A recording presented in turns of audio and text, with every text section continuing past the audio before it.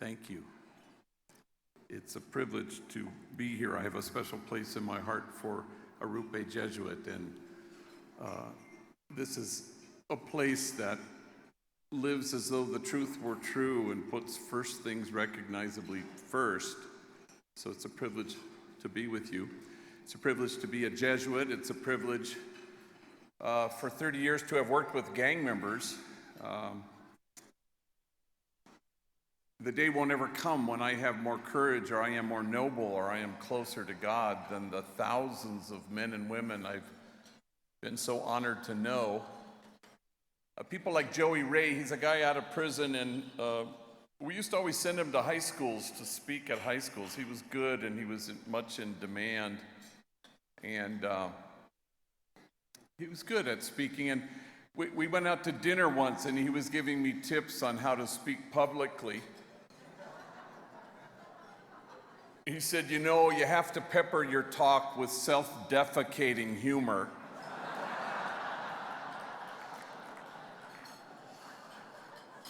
And I said, yeah, no shit. That's some good advice there. You know, this evening is called the Magis night, and of course we always think that we're kind of slouches, and if only we could do more, which we think is the sum total of what Magis is about. And you're only going to be asked to do more later on during the auction, but for Ignatius, it was really about affection for God. It was this kind of familiarity. It was about knowing what kind of God we have. And as Tim was saying earlier, it's a God who invites us out to the margins, to stand with the poor and the powerless and the voiceless, where we're asked to imagine a circle of compassion, and then we're asked to imagine nobody standing outside that circle. And so we go to the margins because that's how they get erased if we stand there.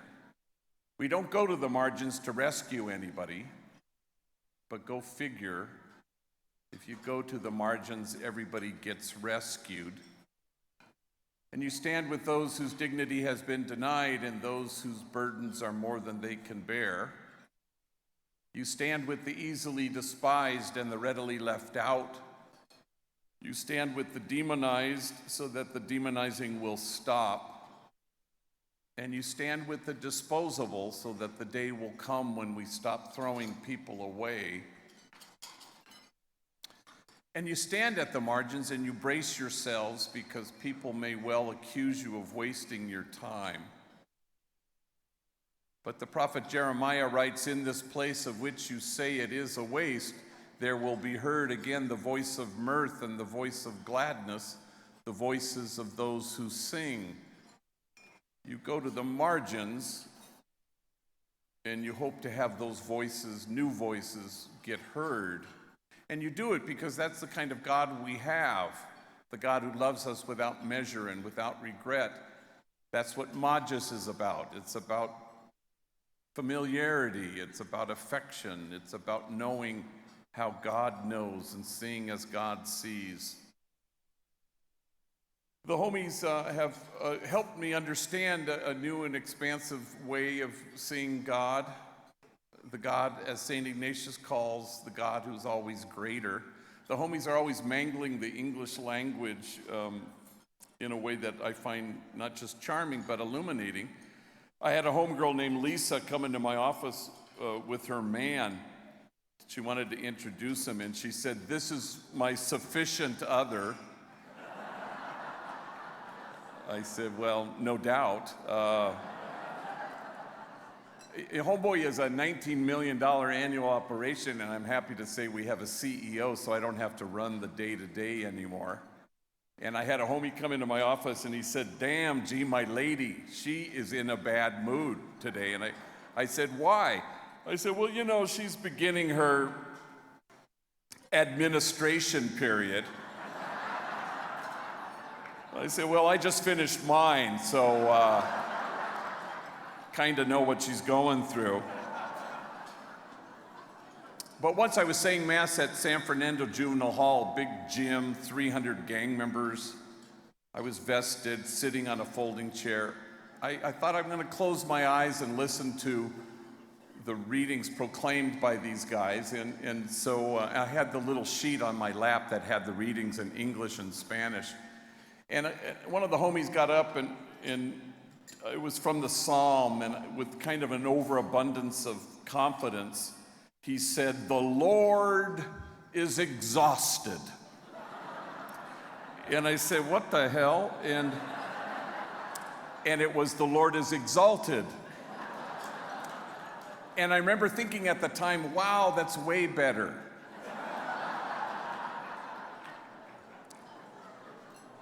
Because it begs the question, what kind of praise does our God have any interest in? And that's why you go to the margins. It's not about this, it's about this. It's about creating a community of kinship such that God, in fact, might recognize it. It's about standing in awe at what the poor have to carry rather than stand in judgment at how they carry it. As the Acts of the Apostles tells us so clearly, it says simply, "And awe came upon everyone."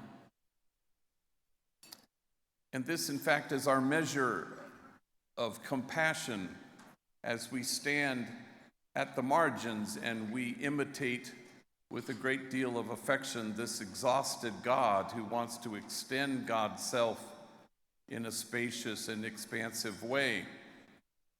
Years ago, I was invited to speak to about 600 social workers in Richmond, Virginia, and it was an all-day gang-in service from 9 to 5, and I said yes, and I figured, maybe I'll do the keynote or speak at lunch or close the day. And I hadn't read the letter very carefully, and as I got closer to the trip, it said that I was to be the only speaker all day long from 9 to 5.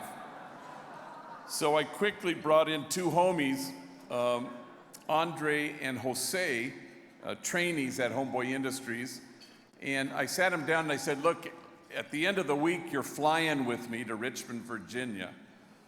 I'd like you to get up and tell your stories. Take your time, because we got a long-ass day to fill." Well, I'd never heard their stories, and Jose gets up, and he's 25 years old, gang member, been to prison, tattooed.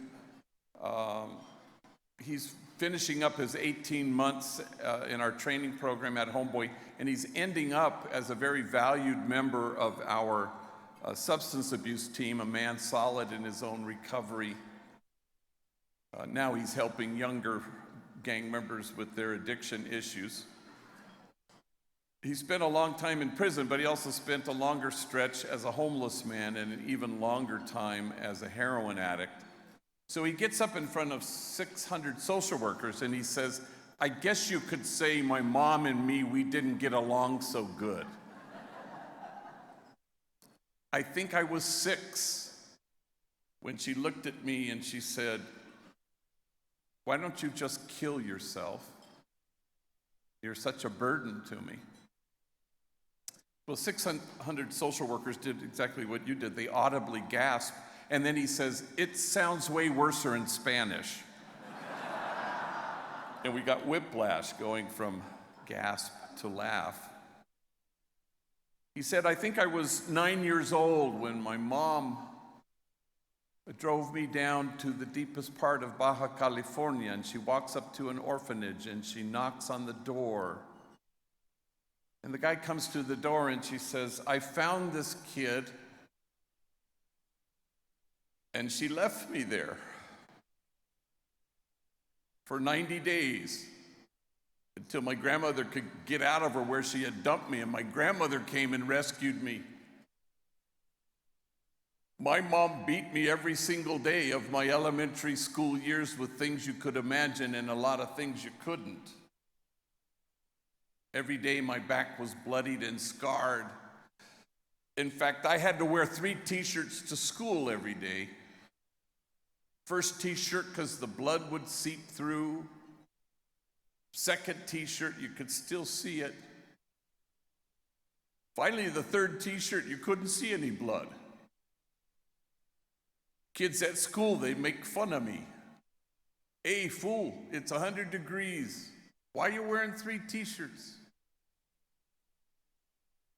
And then he stopped speaking, so overwhelmed with emotion, he seemed to be staring at a piece of his story that only he could see. And when he could regain his speech, he said through his tears, I wore 3 t-shirts well into my adult years because I was ashamed of my wounds. I didn't want anybody to see them. And now I welcome my wounds. I run my fingers over my scars. My wounds are my friends. After all, how can I help heal the wounded if I don't welcome my own wounds? And awe came upon everyone. The measure of our compassion lies not in our service of those on the margins, but only in our willingness to see ourselves in kinship with them. For no kinship, no peace. No kinship, no justice. No kinship, no equality. And the truth of the matter is, if we don't welcome our own wounds, we may well be tempted to despise the wounded. For all of us are called to be enlightened witnesses, people who through your kindness and tenderness and focused, attentive love return people to themselves. At Homeboy Industries, we're allergic to holding the bar up and asking homies to measure up. We just want to show up and hold the mirror up and tell people the truth, knowing that your truth is my truth and my truth is a gang member's truth. And it's all the same truth, and here's the truth. You are exactly what God had in mind when God made you. And then you watch folks become that truth, having heard it for the first time. You watch folks become that truth and inhabit their own nobility. As the Buddhists say, O nobly born, do not forget who you are. And when we do that for each other, that's a praise this exhausted God has some interest in. We dismantle the messages of shame and disgrace so that people can see that truth. For no one goes to the margins to rescue anyone, but go figure. If we go there together, everyone gets rescued. It occurs sometimes to universities in particular to force their students to read my book against their will. Then I'm not complaining. So my alma mater, Gonzaga, invited me to speak up there, and they had forced their freshman class to read the book, Tattoos on the Heart. So I said, sure. And then they said, can you bring 2 homies with you? And I do if people are going to pay for it. So I said, sure. And so I invited 2 homies to go. And I always pick homies in the same way. I always pick enemies, rivals who work together at Homeboy, just so that they have to share a hotel room just to mess with them. And I always pick homies who have never flown before, just for the thrill of seeing them panicked in the sky. Recently, I went to Washington, D.C. with 2 older vatos, and one of the homies, dead serious at LAX, said, are we flying Virgin because it's our first time? I said, yes, it's actually a requirement. So I've done this hundreds and hundreds, maybe thousands of times. I invited 2 homies, Bobby, an African-American gang member who worked in the bakery, and Mario, a homie who at the time worked in our merchandise store. And I've done this so many times, but I've never had anybody go with me more terrified to the bone of flying than this guy Mario. He was just absolutely petrified. He was hyperventilating, you know. And we hadn't even gotten on the plane yet. And so we go to fly out of Burbank Airport, which is a small airport, big bay windows, Southwest Airlines, and they don't have that hermetically sealed chute where you get on the plane. You have to walk out into the tarmac, and you walk up onto the steps that lead to the front of the plane or lead to the back of the plane. And so I'm sitting there with Mario, and our plane arrives. It's early morning, and I said, well, there's our plane. And I go, oh my God, he may actually die before we climb those stairs. And I see two flight attendants, females, with very large cups of Starbucks coffee, and the two of them are schlepping up the front steps to get into the plane. And Mario goes, when are we going to board the plane? And I said, as soon as they sober up the pilots. There they go now. Perhaps I shouldn't have said that. So I should tell you that Mario, in my 30 years at Homeboy, we've never had anybody work there with more tattoos than him, which is really saying a lot. He's all sleeved out, his neck is blackened with the name of his gang, head shaved, covered in tattoos, forehead, cheeks, chin. And I had never been in public with him, so as we're walking through Burbank Airport, people are like this, and mothers are clutching their kids a little more closely. And I'm thinking, which is interesting, because if you were to go on Monday to Homeboy Industries and ask anybody there who's the kindest, most gentle, tender soul who works there, they won't say me. They'll say Mario. He now works behind the counter selling baked goods in our bakery. Kind, gentle, tender. Jean Vanier of the L'Arche community says that the highest form of spiritual maturity is tenderness.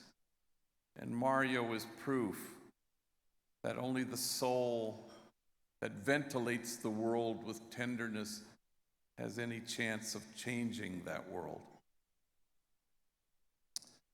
So we get to Gonzaga, and of course there's the big talk at night, and it's a huge venue, like 2,000 people. But what they don't tell you is they have about 94 other talks throughout the day, you know, like a class, a lunch, a meeting, a class, all day long. So I tell Mario and Bobby, I said, look, I'm not going to speak in any of these. I want you to get up and tell your stories. And I'm going to sit in the back of the classroom. And so, and they get up and they do a good job. And stories of terror and torture and violence and every imaginable kind of abuse, neglect, abandonment. And honest to God, if their stories had been flames, you'd have to keep your distance. Otherwise, you'd get scorched. I would not have survived a single day in either of their childhoods. So the nighttime talk came, and I said, look, I want the two of you maybe get up before me, do a little 5-minute snapshot of your lives so that I can include you in the question and answer. And they were nervous, especially Mario, but they did a good job. Then I did my thing, and then I brought them up and I had them stand on either side of me, and I opened it up for, yes, ma'am. And a woman stands and she says, yeah, I got a question. It's for Mario. First question out of the gates for Mario. And he's just terrified. He stands, he's a tall drink of water, and he's clutching the microphone, and yes, and he's just terrified. And she says, well, you say you're a father, and you have a son and a daughter. They're about to enter their teenage years. What wisdom do you impart to them? You know, what advice do you give them? And Mario closes his eyes and he clutches the microphone. I can feel him trembling and the emotions are rising, and he's getting a damn hernia trying to come up with whatever the hell answer he wants to give. when suddenly he blurts out, As soon as he says those two words, he retreats back to his closed-eyed, microphone-clutching retreat, and I can feel still that he might lose this battle with his emotions, but he wants to get the entire sentence out. I just don't want my kids to turn out to be like me. And there's silence until the woman who asked the question stands, and now it's her turn to cry. And she looks at Mario and she says, "Why wouldn't you want your kids to turn out to be like you? You are loving, you are kind, you are gentle, you are wise. I hope your kids turn out to be like you." And 2,000 total perfect strangers stand, and they return him to himself. And they in turn also returned. And all Mario can do is hold his face in his hands, so overwhelmed that this room full of strangers had looked at him and said, "O nobly born, do not forget who you are."